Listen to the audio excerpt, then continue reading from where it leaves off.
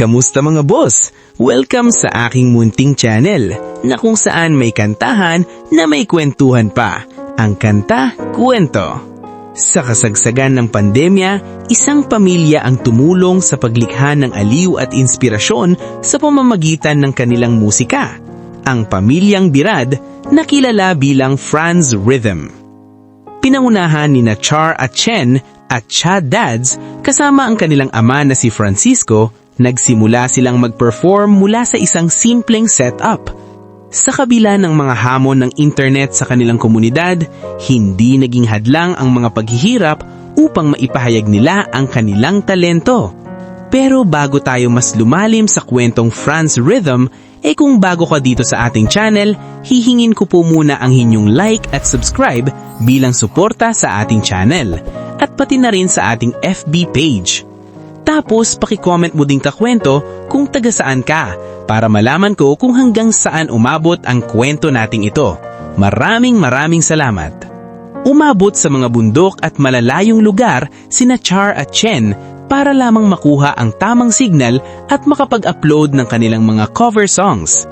Ang kanilang mga boses na puno ng damdamin at ang husay nila sa pag-play ng mga instrumento ang nagbigay daan sa kanila upang makilala sa YouTube. Naging inspirasyon sila sa mga kapwa Pilipino dahil sa kanilang dedikasyon at pag-ibig sa sining. Hindi lamang mga sikat na OPM hits ang kanilang tinangkang i-cover, kundi pati rin ang mga banyagan awit na agad nakatuton sa puso ng libu-libong tagahana katulad na lamang ng mga ito. It's so late in the morning and I step outside and I take a deep breath and I can't breathe high and I scream for the top of my lungs. So what's going on? And I the two born angels got together and decided to create a dream come true. So they sprinkle gold dust in your hair of golden starlight in your eyes of blue. That it's fast, colors and promises. How to be brave? How can I love when I'm afraid? One step closer.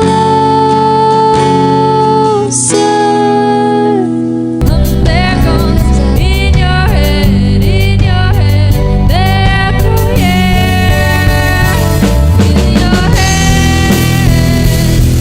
your head, someday, what's in your head? Sa likod ng lahat ng ito, patuloy nilang tinataguyod ang kanilang pag-aaral. Sa kasalukuyan, isa sa kanila ay graduating na nagbigay ng bagong hamon para sa kanilang oras, ang pagbabalanse sa pagitan ng musika at edukasyon. Umaasa ang marami na kahit na mawala man ang kanilang pagkaaktibo sa pag-perform dahil sa mga responsibilidad sa buhay, ang kanilang naiwang cover songs ay mananatiling alaala ng kanilang pagsusumikap at magandang balikan ng mga fans. Nagtataglay sila ng mga orihinal na awitin na tiyak na mag-iiwan ng bakas sa kanilang pangalan kagaya na lamang ng mga ito. Ito ba'y isang paalala kung talagang itinadhana na sa bawat kamalian tayo rin ang babalikan.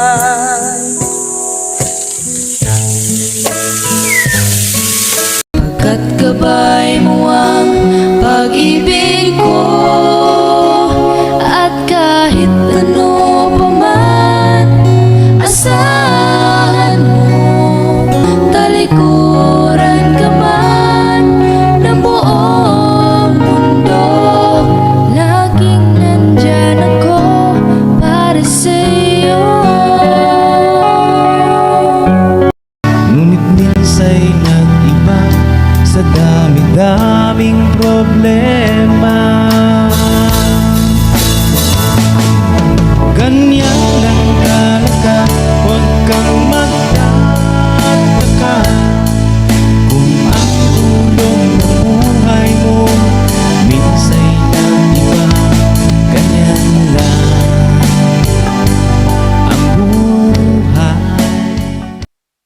Huwag nating kalimutan ang papel ng kanilang ama, si Tatay Franz, na hindi lamang nagbigay diin sa kahalagahan ng musika, kundi pati na rin sa edukasyon. Ang kanyang disiplina at suporta ang nagtatakda sa kanilang landas bilang mga artista. Sa mga nakaraang buwan, unti-unti nabawasan ang kanilang paglabas ng mga bagong cover, ngunit ang bawat bagong awitin ay tiyak na dekalibre. Ito ay nagbibigay inspirasyon sa kanilang mga tagahana na patuloy na maghintay at sumuporta. Masasabing dekalibre ang mga kamay lang nilang upload, kagaya ng mga ito. When I left so far behind, I've waited so long to play this part. Can't set myself out of control, head over heels, no time to think. Looks like the whole world's out of sync.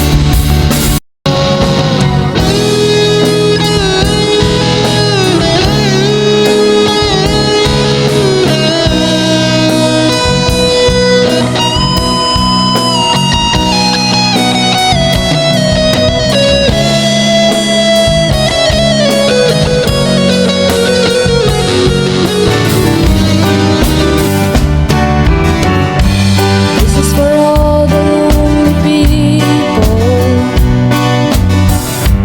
thinking their life has passed them by. Don't give up until you drink from a silver cup, ride that highway in the sky. Lumawakas, bakit hindi? Tawanan mo ang iyong problema.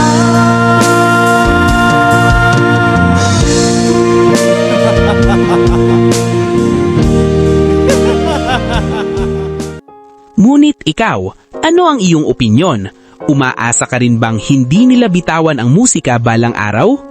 Pag-usapan natin ito sa comment section. Interesado akong marinig ang inyong mga saloobin at suporta para sa pamilyang Franz Rhythm. Subscribe natin ang pamilyang ito at muli kung bago ka dito sa ating channel, hihingin ko po muna ang inyong like at subscribe bilang suporta sa ating channel at pati na rin sa ating FB page. Tapos paki-comment mo din kakwento kung taga saan ka para malaman ko kung hanggang saan umabot ang kwento nating ito. Maraming salamat. At sana mga kakwento ay mag-join kayo sa ating membership. Ito'y 25 pesos lamang upang ma-access nyo ang ating mga special emoji para sa comment section at mga early access sa ating mga content at marami pang iba. Salamat na agad mga kakwento. Salamat sa pagsama sa akin hanggang dito sa dulo ng ating kwento. Muli, ito ang kanta kwento na nagsasabing mabuhay ang talentong Pilipino. Kanta kwento, sabay-sabay tayo